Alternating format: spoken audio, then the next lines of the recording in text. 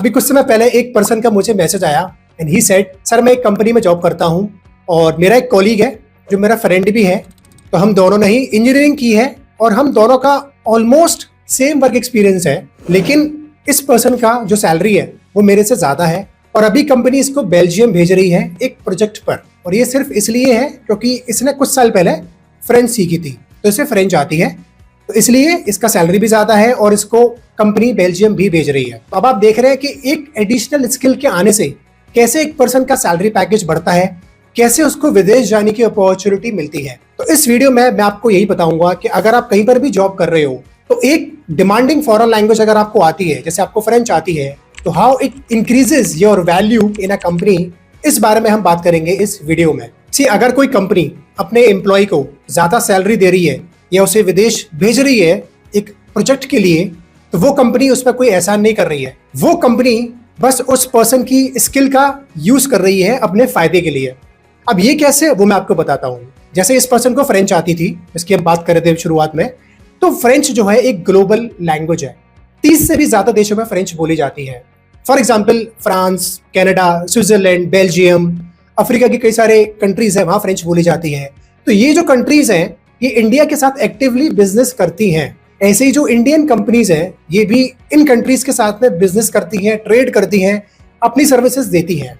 तो इन कंपनीज को कुछ ऐसे एम्प्लॉयज चाहिए होते हैं जो इनके इंटरनेशनल क्लाइंट्स के साथ में डायरेक्टली कम्युनिकेट कर पाए, जैसे ईमेल्स, कॉल्स, प्रेजेंटेशंस, नेगोशिएशंस, ये सब कर पाए। अब ये कोई ट्रांसलेशन नहीं है, इसको बोलते हैं बिजनेस कम्युनिकेशन, और ये एक कंप्लीटली डिफरेंट लेवल की रिस्पॉन्सिबिलिटी है। अब आप सोचो कि आप एक कंपनी में जॉब कर रहे हो और आपकी टीम है एक, उस टीम में आप 20 लोग हो, 20 में से आप ही सिर्फ ऐसे हो जिससे फ्रेंच आती है, जो फ्रेंच क्लाइंट के साथ में बात कर सकता है, कम्युनिकेट कर सकता है। तो आपकी जो वैल्यू है वो ऑटोमेटिकली इंक्रीज हो जाएगी, आपका जो सैलरी पैकेज है वो ऑटोमेटिकली इंक्रीज हो जाएगा, क्योंकि आपका जो मैनेजर है उसको भी पता है कि इसको फ्रेंच आती है, तो अब हम इसको यूज करेंगे ताकि हमारे इंटरनेशनल क्लाइंट्स के साथ में बात कर पाए, नेगोशिएट करे या कैसे भी करके बिजनेस को एक्सपैंड करे या उनकी हेल्प करे हमारे कस्टमर्स को। तो आपको अपनी कंपनी को ये दिखाना होगा कि आपके पास कुछ रेयर स्किल है जो बाकी लोगों के पास में नहीं है। डिफरेंशिएशन कैसे होगा, क्योंकि अगर सेम डिग्री, सेम स्किल सभी के पास में है तो आपको तो इजीली रिप्लेस कर सकती है कोई भी कंपनी। तो आपको कुछ ऐसी रेयर स्किल अपने सीवी में डालनी ही पड़ेंगी, दिखानी पड़ेगी कंपनी को। आपको ये बताना पड़ेगा कि इस रूम में, इस कंपनी में कोई भी मेरे जैसा पर्सन नहीं है, जो स्किल्स मेरे पास में है वो मेजॉरिटी लोगों के पास में नहीं है। तो आपको इररिप्लेसेबल बनना पड़ेगा, इंडिस्पेंसिबल बनना पड़ेगा, ताकि कंपनी आपको हटा ना सके। तो आपको क्राउड से हटके कुछ अलग दिखाना पड़ेगा, करना पड़ेगा। तो जो भी आपकी करंट डिग्री है, जो भी आपका करंट वर्क एक्सपीरियंस है, उसको एक बार फ्रेंच के साथ में कंबाइन करके देखो और फिर देखो कि आपका जो करियर है वो कैसे ग्रो करता है। और मैं कई सारी वीडियोस में अपने पहले भी ये बोल चुका हूं कि लैंग्वेज का आना, एक फॉरेन लैंग्वेज का आना डजंट मीन कि आपको कोई ट्रांसलेशन की जॉब करनी है। फॉरेन लैंग्वेज का आना मीन्स कि अब आप इंटरनेशनल क्लाइंट्स के साथ में कम्युनिकेट कर सकते हो, उन्हीं की भाषा में आप नेगोशिएशन कर सकते हो, आप बिजनेस कम्युनिकेशन कर सकते हो और एक कंपनी के बिजनेस को एक्सपेंड करने में उसकी हेल्प कर सकते हो, जिस वजह से वो कंपनी आपको ज्यादा सैलरी देती है, आपके विदेश जाने के चांसेस ज्यादा बढ़ जाते हैं। अब आप में से बहुत सारे लोग ये सोच रहे होंगे कि इनको तो इंग्लिश भी आती होगी, तो हम तो इनसे इंग्लिश में कम्युनिकेट कर सकते हैं। बट इन लोगों को इतनी अच्छी इंग्लिश नहीं आती।